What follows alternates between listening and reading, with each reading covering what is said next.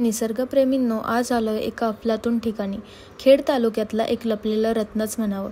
सकाळी निघालो आणि रस्ते एकदम स्वप्नवत. डोंगर, हिरवाई आणि मधूनच डोकावणारे धुके. मन एकदम शांत झालं. गाडी पार्क केल्यावर सुरू झाला 30 मिनिटांचा जंगल ट्रेल. सोपा आणि निसर्गाने भरलेला. वाटेत लहान पाण्याच्या धारांमधून पाय भिजवत वाट काढणं आणि करवंदाची झुडपं. अगदी बालपण परत आल्यासारखं वाटलं.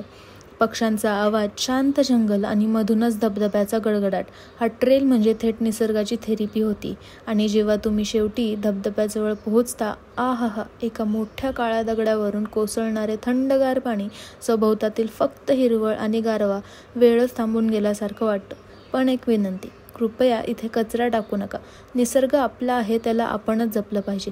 प्लॅस्टिक, बॉटल्स, चिप्सची पाकिटं परत सोबत न्या. आणि पाण्यात उतरता येतं, पण काळजीपूर्वक.